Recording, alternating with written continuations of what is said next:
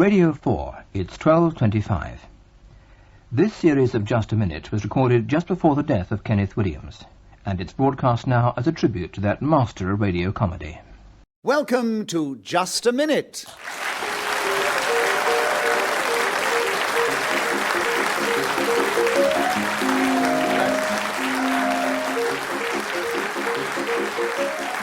Hello.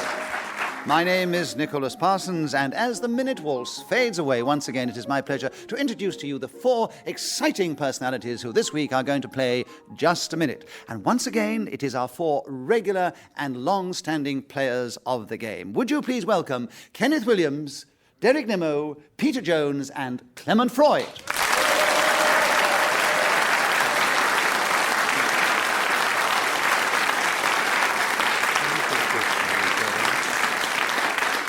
The rules are delightfully simple, and I will, as always, do my best to interpret them as I ask each panellist in turn to speak on the subject I give them, and they will try and do that without hesitation, repetition, or deviating from the subject on the card in front of me. Ian Messiter, the deviser and creator of the game, sits beside me with a stopwatch in his hand to keep the time as the seconds tick away and also blow his whistle when the 60 seconds is up. And we begin the show this week with Peter Jones. Peter, the subject is getting uptight. 60 seconds, as always, starting now. Well, I suppose this is inevitable if you've gone to bed after a very heavy night's drinking and still haven't recovered by dawn. Now, my advice, should this ever happen, is to take a hair of the dog. In other words, a glass of lager or beer, possibly even a spirit in reasonable Derek Nimmo challenged. Hesitation, wasn't No, it? I don't think he'd really reached a hesitation point. He was keeping going. So I disagree with your challenge, Derek. So Peter keeps the subject, gets a point for a wrong challenge. There are 38 seconds left, starting now. A prairie oyster is one of the best things that you can have if you are suffering from that disability, which is a raw egg with a bit of HP sauce splashed on it. Not awfully easy. Clement Freud challenged. Deviation is Worcester Worcester sauce. sauce. Yes, you're right. That is, and you should know, Clement, what a prairie oyster is. No, not because you take I them. think but you can have a prairie oyster with more than one kind of sauce. Nope. Doesn't have to be Worcestershire. It could be Flintshire sauce for all it matters. Well, I'm Absolute going rubbish. to... It's got the kind of sauce I'm speaking of has a bit of anchovy in it, and vinegar, salt, spices, and additional additives to preserve the natural flavour. A round of applause for Peter Jones for his culinary knowledge. That wasn't in Just a Minute, and I will bow to the man who is a professional in the food world as opposed to your great culinary knowledge, Peter. He's not a professional in hangovers, is he? I don't know, but I think he would know more about a prairie oyster, and I bow to that fact. So, Clement, I agree with your challenge, and there are 26 seconds left. Getting uptight, starting now. Whereas getting uptight is a word, an expression also used for having been drunk the night before and retaining this happy condition on the morning after. It is occasionally used in terms like a drum. One is, in Kenneth Williams' sort of way. I've never heard Clement struggle so much. I mean, he's and I don't- grinding to a halt, isn't he? I think the others were so surprised none of them challenged. Derry got in there with a correct challenge with 6 seconds to go, getting uptight, starting now. Well, when I congratulated Clement Freud on becoming a knight commander of the British Empire, he said very firmly he was a knight bachelor. And I said...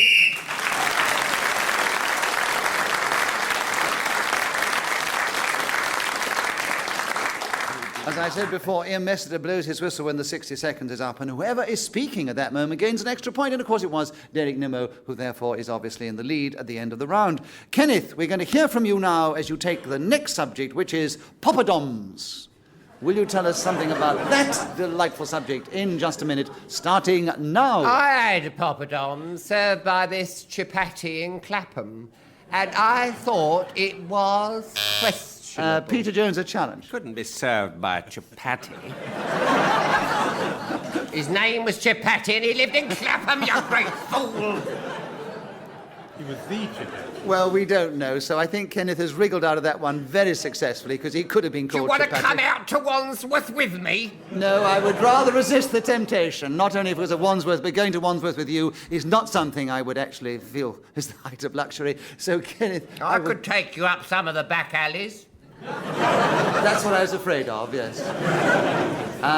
Kenneth, you keep the back alleys to yourself and carry on with Poppadoms with 53 seconds to go, starting now. Poppadoms are very nice. In an Indian meal, you can have them with ladies' fingers, and very delicious they are.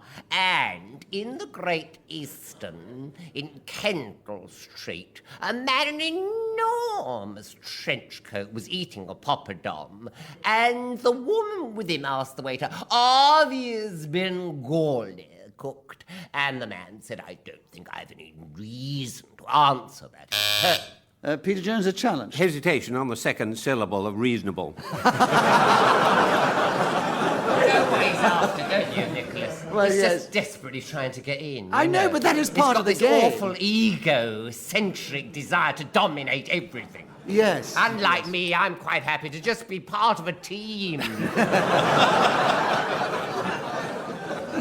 I think if they didn't all try and get in and play the game with that same sort of verve that you made, that the show would not be the show that it is. So what we'll do is, Peter, a very clever challenge, an amusing one. We give you a bonus point I for that. didn't think it was amusing at all.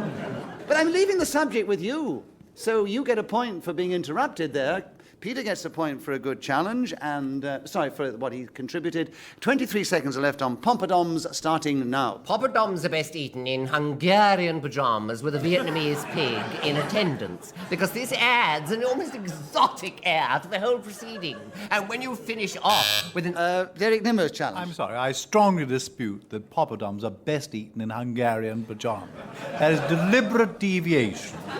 No, I don't wouldn't think have so. thought How in the do you history of know? the world there'd be more than 2 poppadoms eaten in Hungarian pyjamas. According to Kenneth, they might be best eaten in Hungarian pyjamas. I No, mean, that's a matter of personal opinion, which you are allowed to express in just a minute. They're the last things in the world to eat in bed.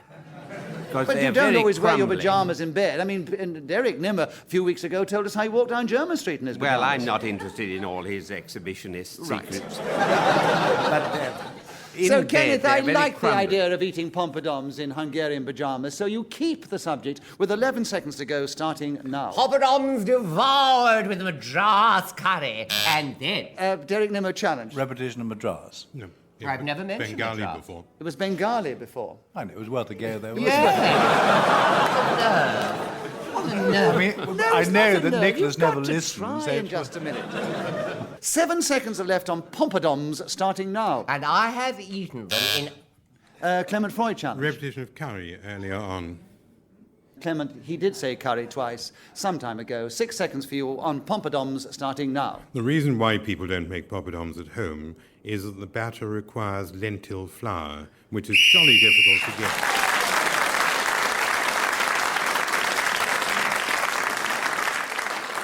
So at the end of that round, Kenneth Williams got a lot of points on poppadoms. He didn't get one for speaking as a whistle when Clement got that. Kenneth is in the lead at the end of this round, just ahead of Clement Freud, followed by Peter Jones and Derek Nimmo. Derek takes the next subject, which is witches. 60 seconds, as always, starting now. Well, from the middle of the 16th century, witchcraft was a capital offence, or being found to be a witch. And a great deal of women, old ladies in particular, were hanged or burnt because of this. It was the most extraordinary period of British history. It lasted for nearly 200 years. And you think that they used to go around seeking out witches, and the way to find them was to look on their body for some extra teat, which they used for their familiar. So if you had a large mole, and I'm speaking the absolute truth, because they thought the cat would drink from this little protuberance from the body, then you would be led away and very often burnt as a witch. In the 1720s, a man wandered round Essex and found 60 witches, which he actually tested by floating them on the water. And Clement Freud challenged. Repetition of burnt some time ago. But, This is ridiculous. You can't have challenges like this. no, some that's time right. ago. When I was mean, don't you agree? That's ridiculous. Yeah, there you are. You see, you've got to change the rules. You Will can't have you people going stop back working and on the audience? I must confess, now, when I Now, was listen, talking I about think Guy just- Fawkes, I used burnt. I really did. 5 seconds to go on witches, Clement, starting now. bubble. Derek Nimmo challenge. Hesitation. No. Yes, I thought there was hesitation there, didn't you? 4.5 seconds, Clement, on witches starting now. Toil and trouble are what the witches in Macbeth are.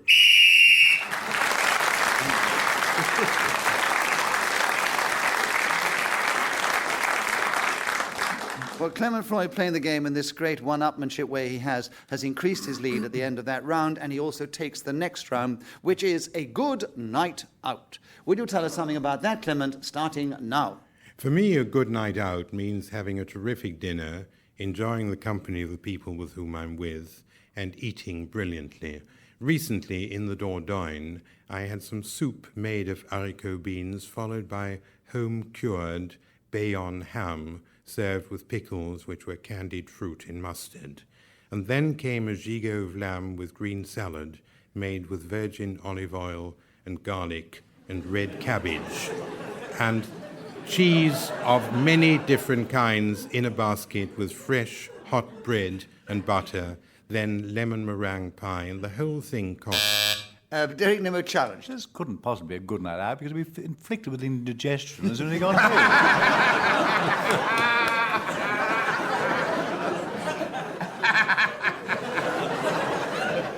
He might have put up with that suffering for his good night out, you see. It's an interpretation, isn't it? What in the minds of the interpretation beholder. Not good To night some out, people, blow out. It's a good night blowout, but and good night afterwards. I think within the rules of the game. All right, Derek, let's be generous and give you a point for a nice challenge. But Clement keeps the subject. A good night out. 21 seconds left, starting now. The price of this entire meal was under £10, and it is extraordinary in this country, which is no great... Derek Nimmo challenged. He's already told us that the idea of a good night out was in the company of his friends. Is he trying to tell us that this huge feast that he devoured, in the company of all these friends that are so important to him, only cost £10?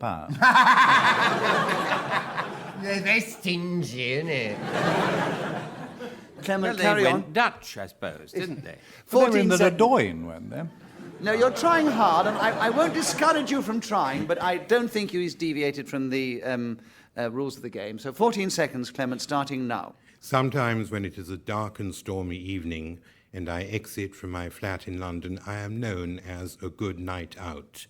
And this has happened ever since that afternoon in September. Derek Nimmo challenged. Showing off.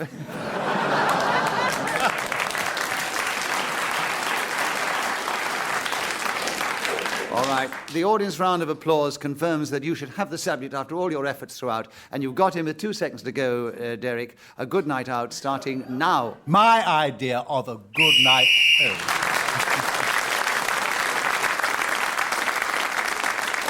And unfortunately, we'll never know Derek's idea of a good night out because he spoke as the whistle went. He gained an extra point. He's in second place behind Clement Freud, just ahead of Kenneth Williams and Peter Jones. And Peter, will you take the next subject, which is chopsticks? And there are 60 seconds, as always, starting now. I think they're an important part of a Chinese meal because they slow it up. If you use a knife and fork, you're apt to get the food down rather too quickly. But with the difficulty of... Kenneth Williams. But with the difficulty. Yes, that was hesitation. I say it's a very culinary show, isn't it? A good night out, chopsticks, Poppadoms. So, Kenneth, chopsticks is with you, and there are 47 seconds left, starting now. My idea of a good night out is in Hungarian pajamas with Vietnamese pig eating poppadoms, because I think that's an awfully good idea, and I don't care what flour. Derek Nimmo's challenged. He hasn't mentioned chopsticks at all. We thought you were About going to 7 say... subjects back, isn't it? He hasn't mentioned the subject. We thought you were going to say good night out with the Hungarian pajamas eating poppadoms with chopsticks. And you never mentioned chopsticks, which is the subject on the card, and they waited for it. Oh. I thought it was They're a good very night generous. out. They are fair. They do play the game. They are sporting, you know, in spite of the hard way they try. So, Derek, you've got in with 31 seconds on chopsticks starting now. If you are eating in the company of Chinese friends, it is important to show to them that you have some degree of gentility by displaying how you use your chopsticks. Now, the important thing is to hold them very far up the actual stick and just move them very gently towards the poppadom or whatever it is that you're trying to devour. If you hold them low down on the chopstick, that shows your innate and inescapable vulgarity. In the meal itself, it is very nice to...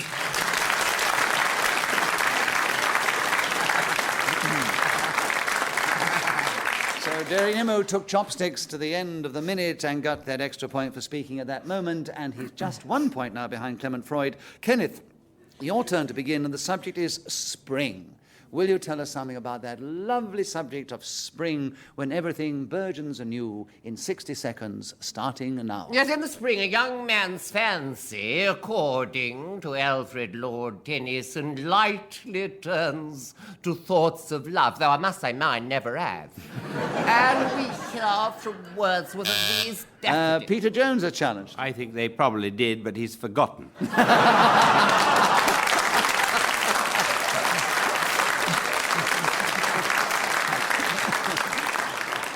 Peter, we enjoyed that. Give Peter a bonus point and leave the subject with Kenneth Williams, who gets a point for being interrupted, of course. And the subject is spring, Kenneth, starting now. Spring, as Shakespeare says, when birds do sing, hey ding, sweet lovers love the spring. Clement Look at Freud him challenged. laughing. Ding a And ding, you that, see, of couldn't course, put- is not Clement has what you feel. challenged you.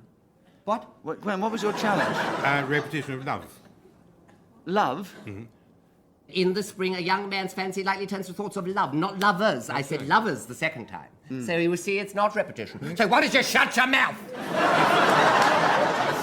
He said lovers love the spring the second time. I think he might have done, And Clement, like- but as you're in the lead and Kenneth come is so on. good, and I think you know the audience do want to hear from Kenneth on Yes, spring. quite right. I'm sure Yeah. you can be generous. And Yeah. now Kenneth to go springing forward on the subject of spring with 39 seconds left, starting now. The spring went in a very beautiful watch, which I valued greatly. So off I went to a neurologist who looked at it. Well, mind you, that was not before. A very troublesome customer had gone on and on about... Clement Freud got in then. Yes, Clement, on and on. So you've got in there with 24 seconds. Oh, on but the spring. on and on is hyphenated, isn't it?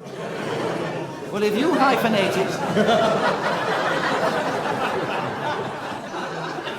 That extra laugh, listeners, was because there's a young lad of only about 10 or 11 in the audience who immediately knew that Kenneth had said something which was incorrect, because he doesn't put hyphens at school between on and on. What are you demonstrating to him now? Well, he's saying he's not 10, he's 8, he's saying. I was flattering him. He looked so grown up, but sitting down, he looked about 10. So Well, he don't want you putting 2 years on his age.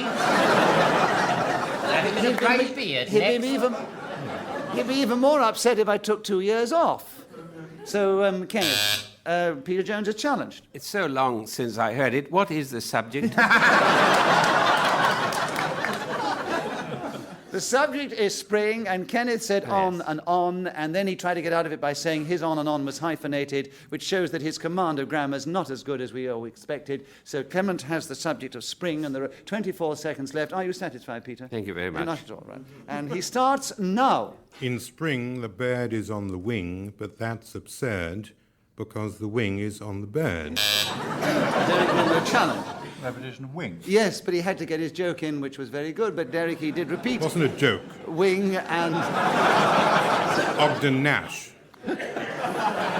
Actually, it should be pronounced Boyd, I think, actually. The So wing is on the 18 seconds Boyd. for you, Derek, on spring, starting now. I know a lovely little spring in Northamptonshire, near an old mill, to which I go very frequently, and the water there is extraordinarily efficacious. It had natural bubbles in it, almost like Perrier. And I put it into bottles, take it back, and into my refrigerator it goes.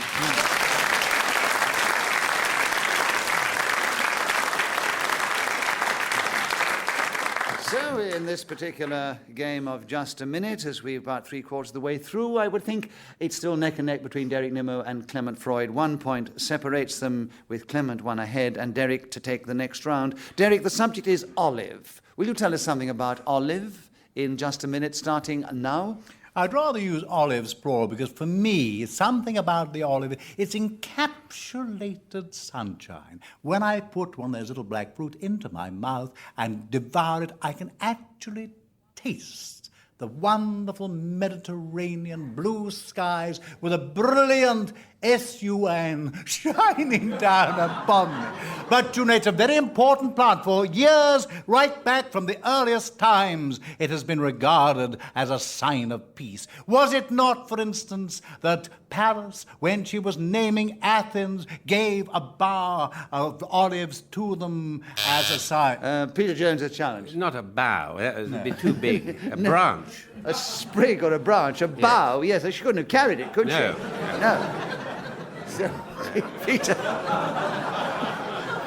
Yes, that's perfectly reasonable. An olive branch. It's always been referred to as an olive branch, and you could take a bough. A bough is something, you know, it's much. Well, this bigger was than being given by the gods, do you see? They're Therefore, very they could big handle. gods.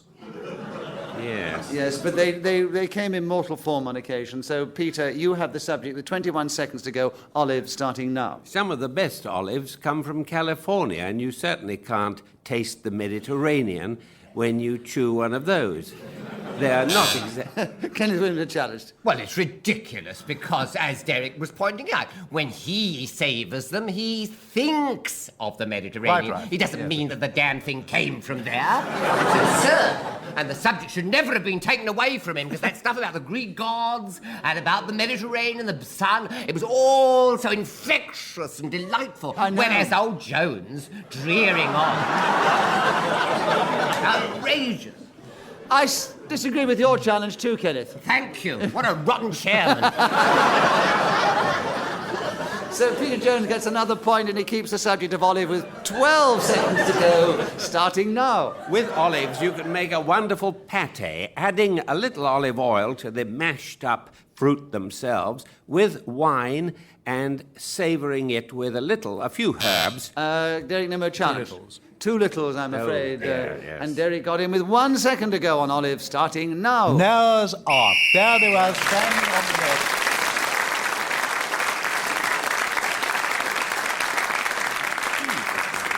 So Derek Nimmo is now 1 point ahead of Clement Freud in this particular contest, and Clement takes the next round. Why has this programme suddenly become a kind of recipe programme? Well, as I did remark earlier on, I've never seen so many culinary subjects. We've had olive. Well, you took it. It could have been olive. You could have talked about a woman called Olive, but we've had chopsticks and poppadoms. I think we're doing it in lieu of lunch. And you'll never guess what the next subject is: choosing a restaurant. My goodness me. Clement will probably tell us about that one where he took all his friends out for tenner. So it is the culinary edition of Just a Minute, and Clement Freud, you have the subject of choosing a restaurant with 60 seconds to go, starting now. If I had to choose a restaurant, I'm not sure that I mightn't go to the Dordogne, where there is a particular restaurant where for less than £10 you can have haricot vert soup, followed by cured ham. I think in view of the fact that many people have had this recipe before, I will give you a better way of choosing a restaurant, and that is there has got to be an actual connection between the number of main dishes on the menu and the tables and chairs which are available. And if you ever find somewhere where there are 14 top courses and only seating for 20 people, you're quite certain that they have a huge deep freeze and don't know their job, and probably have a microwave in which to warm things up and displease you and poison you. So choosing a restaurant has got to be most carefully done. It isn't just food or drink, it is predominantly atmosphere.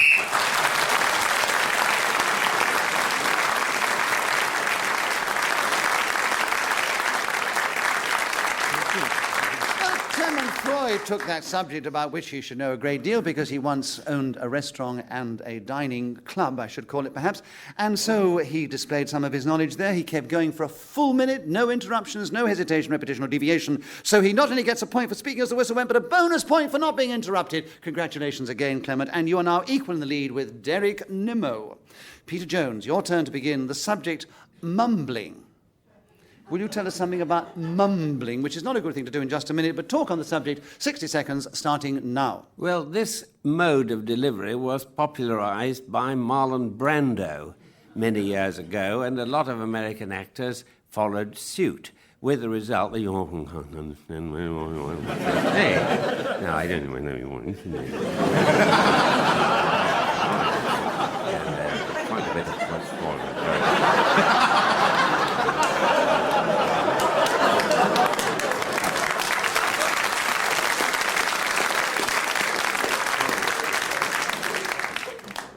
How much longer is to go? But it could sing and after mingling on the other people. I don't know how much. What's the time? Derek Nimmo challenged. We better tell people not to adjust their sets. I think they did hear some noise, but he did actually at one point say, I thought you might have challenged him for that. Oh, yes. He didn't, so you're... No, repetition of time, I was going to challenge him on it. No, I never heard him say time twice. But he did actually more than once, but you didn't get him on the so Peter, and surprisingly, in spite of all that mumbling, you get a point for an incorrect challenge, and you keep the subject with 11 seconds to go, starting now. I prefer people who speak distinctly, people who've had elocution. Derek Nimmo Repetition challenge. of people. People, you're two peoples, I'm afraid, Derek. Oh, really? Peter, see, Derek yes, got in. yes. Derek, you've got him with 5 seconds to go on mumbling, starting now. On this programme, Clement Freud is a chief exponent of mumbling. When I'm going to choose a restaurant.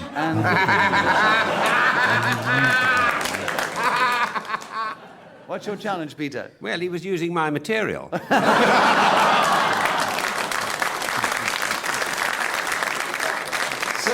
That was repetition of what you said. Was, absolutely. Absolutely right, Peter. So you have the subject with half a second to go on mumbling, starting now. I'm not going to mumble it.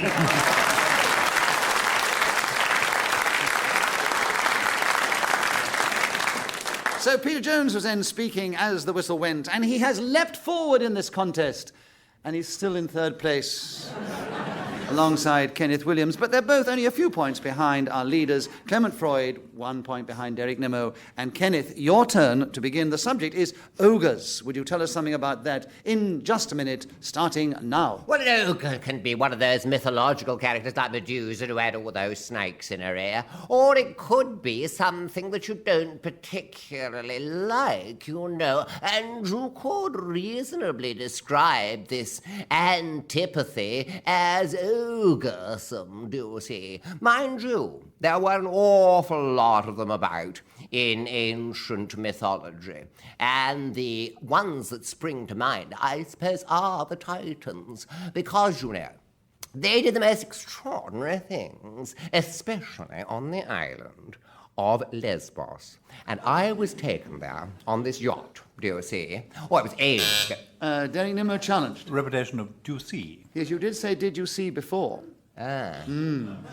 So Derek has the subject, having got a correct challenge, and this is the last round, and there's 18 seconds left, starting To qualify as an ogre, you have to eat human flesh. So in Jack and the Beanstalk, when the ogre says, fee, fi, fo, fum, I smell the blood of an Englishman, it meant he was going to go and gobble the fellow up, which I think is awfully worrying for ogres before small children.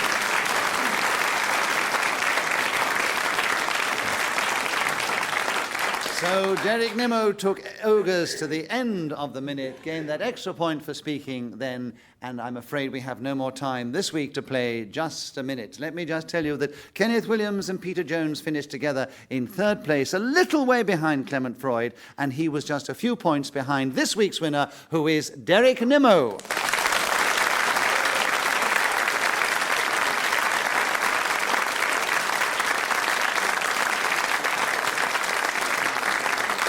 I hope you have enjoyed listening to Just a Minute, and it only remains for me to say, on behalf of Kenneth Williams, Derek Nimmo, Peter Jones and Clement Freud, and the creator of the game, Ian Messiter, and our producer, Ted Taylor, and myself, Nicholas Parsons, thank you for tuning in, thank you for staying with us, and we hope that you'll be on our wavelength once again when we play Just a Minute. Until then, goodbye.